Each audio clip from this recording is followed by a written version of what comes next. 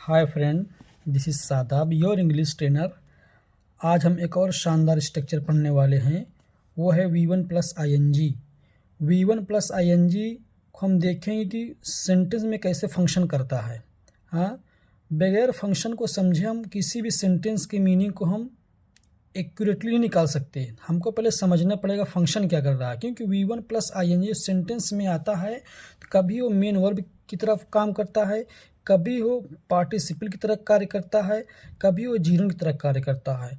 तो हम अगर सेंटेंस में हम पता लगा पाएंगे कि काम कैसे कर रहा है, फंक्शन क्या कर रहा है, तब तो उसका अर्थ हम सही से निकाल पाएंगे, नहीं तो हम फंस जाएंगे। उसका जो एग्जैक्ट मीनिंग है ना, उसको हम नहीं फाइंड आउट कर पाएंगे। तो यहाँ पर हम देखते हैं, पहले समझते हैं क्या है। पहला सेंटेंस है I am reading a books. यहाँ पर इसका क्या मीनिंग निकल रहा है कि मैं किताब पढ़ रहा हूँ। तो जब सेंटेंस में रहा रही आ जाए तो इसको हमें समझ लेना चाहिए कि यहाँ पर ये जो वर्ब है, जो ING फॉर्म लिखा हुआ है ना, वो मेन वर्ब की तरह कार्य कर रहा है। हाँ, इसका जो अर्थ होगा हम लिख दे रहे हैं यहाँ पर, मैं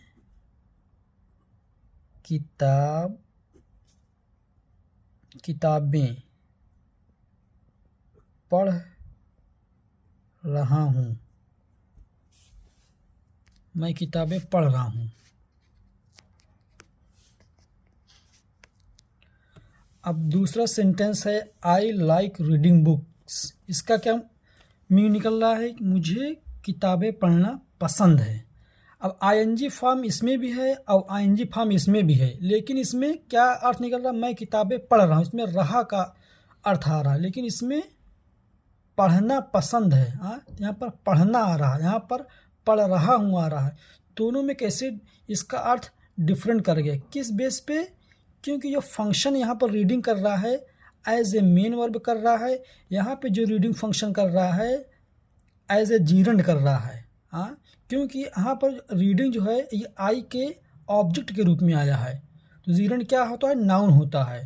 तो यहाँ पर इसका जो मानी है, उस जो मतलब है वो एकदम पूरी तरह से बदल गया। तो क्या हो गया, मुझे किताबें पढ़ना पसंद है। मुझे किताबें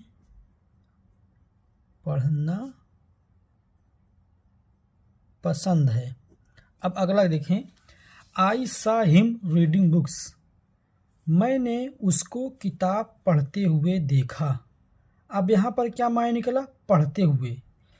पहले में आ रहा है पढ़ रहा, दूसरे में आया पढ़ना, और तीसरे में इसका अर्थ आ रहा है पढ़ते हुए। किस लिए इसका अर्थ डिफरेंट कर जा रहा है, किस लिए बदल जा रहा है?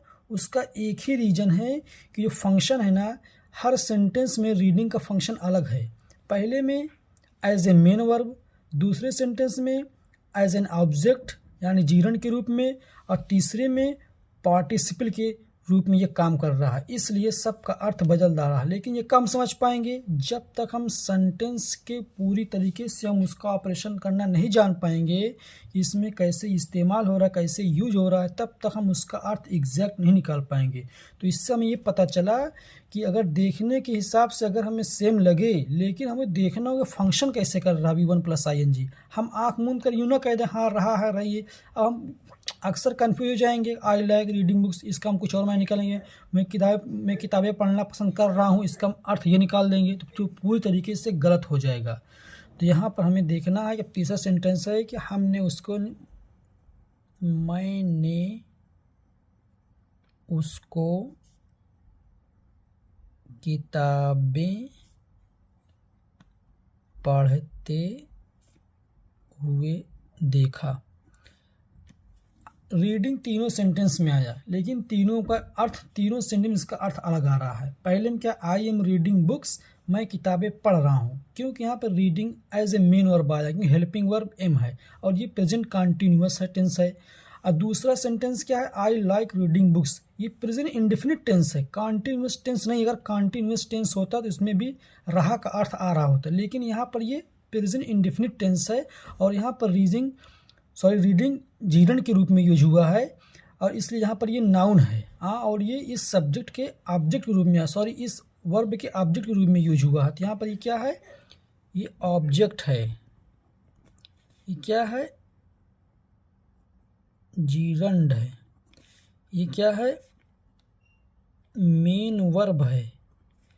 तीसरे सेंटेंस में रीडिंग क्या है यहाँ पर, ये प्रेजेंट पार्टिसिपल है।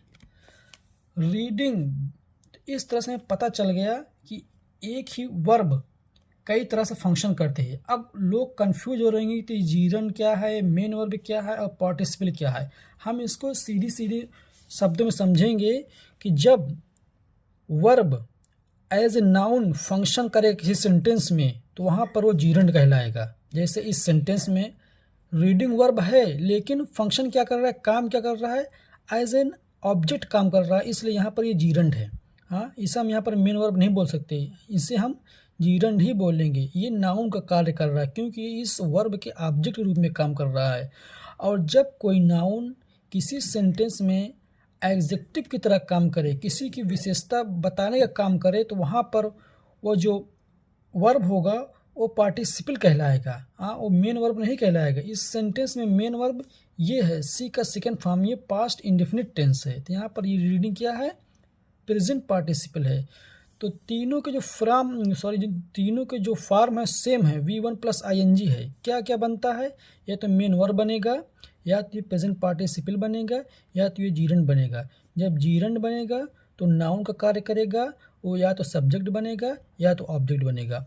अब पार्टिसिपल बनेगा तो एडजेक्टिव काम करेगा, किसी की विशेषता बताएगा। जैसे यहाँ पर जो हिम की विशेषता बता रहा है, जैसे आई ने जब हिम को देखा तो क्या कर रहा था, रीडिंग बुक्स, क्या किताबें पढ़ रहा था, तो इसके बारे में एडिशनल इन्फॉर्मेशन दे रहा है ये। तो ये क्या है, पार्टिसिपल, पूरा ये फ्रेज है, ये क्या है, केवल प्रेजेंट पार्टिसिपल है। तो ये इसकी विशेषता बता रहा है, ये इसको क्वालिफाई कर रहा है। और फिर उसके बाद जब अगर मेन वर्ब, तो हम सब समझते ही हैं कि कंटिन्यूअस टेंस में ING फॉर्म लगता है तो रही निकलता है।